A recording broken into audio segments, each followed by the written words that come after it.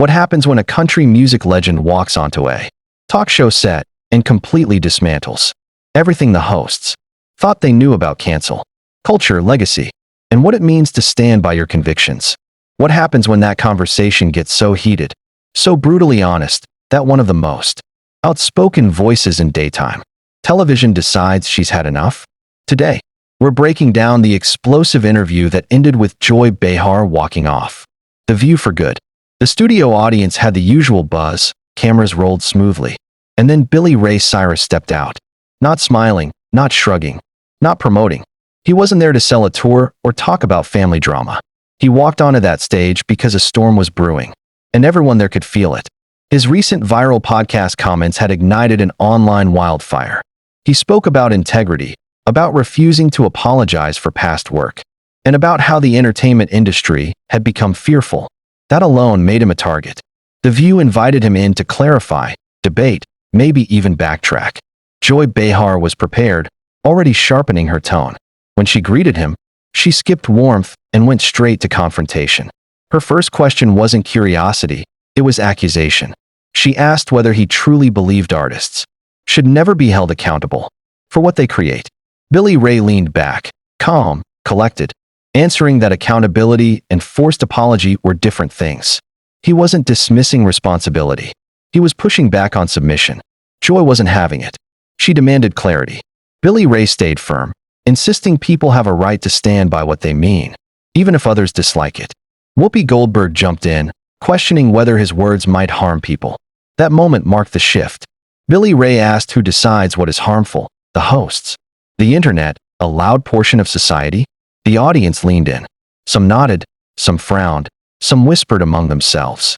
Yet Ray remained unshaken. Joy pushed harder, accusing him of rejecting consequences. He countered that society treats discomfort like violence now. He spoke about Kentucky roots, about disagreement being normal, about how people used to share a country even with different beliefs. But Joy wasn't finished. She reframed his words. Was he suggesting hateful language should be allowed without accountability? Ray fired back, repeating that he never advocated harm, only honesty. It was becoming clear this wasn't a conversation. It was a clash of philosophies. Live on national television, and everyone in the room could feel the temperature rising. The studio atmosphere shifted into something raw.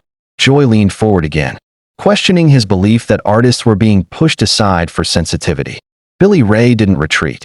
He doubled down, saying talent was being overshadowed by conformity and fear, pointing to years of watching creators hesitate before writing lyrics or speaking publicly. Joy rolled her eyes, calling his viewpoint dismissive of progress. To her, the industry wasn't becoming weak. It was becoming emotionally aware. Ray paused, repeated the word, progress, then explained. He had seen real censorship, not through laws, but through pressure. Sarah, trying to keep peace, reminded both sides that nuance existed, that maybe artistic freedom and cultural consideration could coexist. Ray agreed with nuance, but insisted nuance was vanishing. On social media and within the industry, people were forced into silence, fearing invisible consequences. The audience reacted again, whispering. Whoopi challenged him, saying disagreement becomes harm when influence is involved. Ray said she was proving his point. Defining harm was subjective. What was a debate to one person was oppression to another. Joy pushed the idea of responsibility, that celebrities must guide young audiences. Ray said responsibility wasn't obedience. His advice to his own children was simple: stand on your own feet, even when the world tries to bend you. Joy called his tone hurtful. He demanded definitions. And suddenly the table became a battleground of semantics, culture, and identity. Sunny joined in, asserting marginalized communities had suffered too long to endure careless language. Ray insisted thick skin mattered, that people had once handled discomfort with resilience. Joy snapped, claiming privilege blinded him. Ray reminded her he hadn't grown up wealthy or powerful. He had come from struggle. To him, struggle taught backbone. Joy claimed his argument mocked real oppression. Ray argued people were rewarded for victimhood now, that influence came from outrage rather than achievement. The room froze. Joy's expression hardened. Her chair shifted. Every host sat stunned as tension thickened. Alyssa reminded Billy Ray that independent thought mattered, but so did consideration for others. Billy Ray said the balance had tipped too far. Even the crew felt the energy shift. Something irreversible was unfolding, and though no one said it yet, it was clear Joy Behar was nearing her breaking point. The conversation continued, circling deeper into its emotional core. Joy returned to the issue of consequences. Public speech demands public response. Billy Ray nodded, agreeing consequences existed, but argued they had evolved into destruction instead of dialogue. What once was pushback was now career death. He painted pictures of artists terrified to write, comedians frightened to joke, actors scared to speak freely. Joy accused him of exaggeration. Billy Ray said she lived insulated from the pressures artists faced outside media protection. Sunny countered that accountability mattered because harm wasn't hypothetical. She spoke about civil rights work, about legal history, about the need for acknowledgement. Billy Ray asked where the line was between harm and disagreement. He pointed out that many cancellations emerged from decade-old comments, dragged into the present without context. Joy mocked the idea, saying past patterns mattered. Billy Ray argued growth must be real. People change, yet society refused to let them. A hush spread through the studio. Whoopi spoke calmly about mistakes she had made, how she'd apologized and evolved. Billy Ray said he believed in growth, not forced confession. He rejected apologies made under threat. Joy accused him of minimizing oppression. Billy Ray insisted he was challenging weaponized outrage. The crowd seemed torn. Some clapped softly, others groaned. Joy then accused him of defending a system benefiting him. He denied it, explaining his charity work, parenting, and advocacy weren't about performance. Compassion, he said, must be voluntary, not policed. Sarah again tried to cool the table, suggesting kindness didn't erase freedom. Billy Ray said kindness used as control was sinister. People were terrified of offense. Art was losing soul. The world felt artificial. Joy scoffed, calling his views dramatic. Billy Ray said society no longer trusted adults to think independently. Alyssa reminded him dangerous ideas reshape reality. Billy Ray argued censorship did too. Joy rose slightly from her chair, pacing. She accused him of wanting protection from consequences. He repeated that consequences had turned into weaponry. He spoke of careers shattered for jokes, of mobs dragging creators publicly. Sunny asked how deterrence existed without consequence. Billy Ray asked how humanity existed without forgiveness. The argument wasn't about one comment anymore. It was cultural war, condensed into a table center stage. The audience watched, breath held, sensing sparks jumping between microphone stands and stage lights.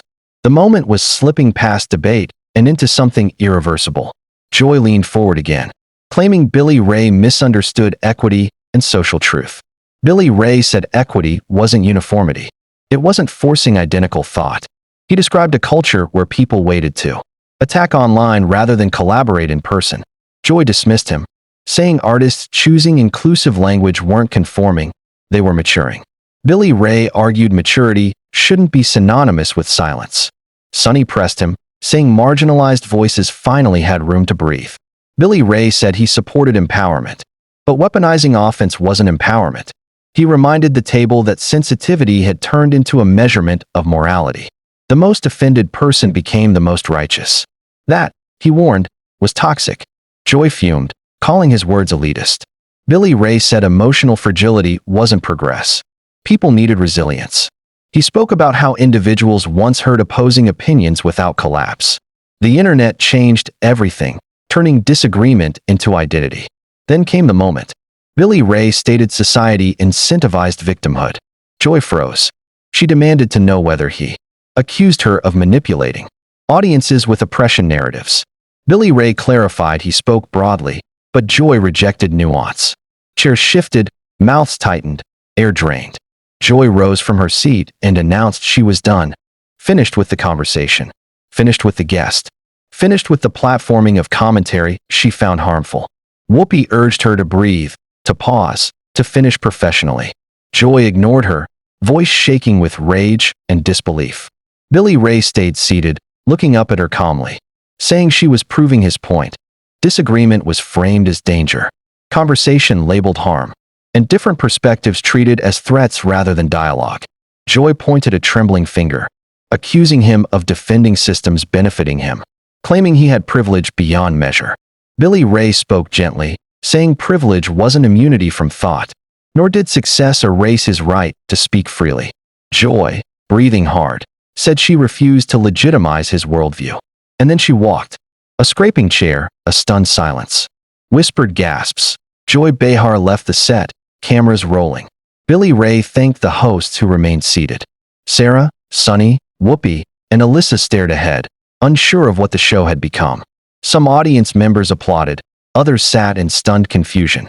The interview ended not with resolution, but with history, a messy, loud, emotional broadcast redefining the view forever. The kind of moment that rewrites reputations, divides viewers, and echoes long after the cameras stop recording.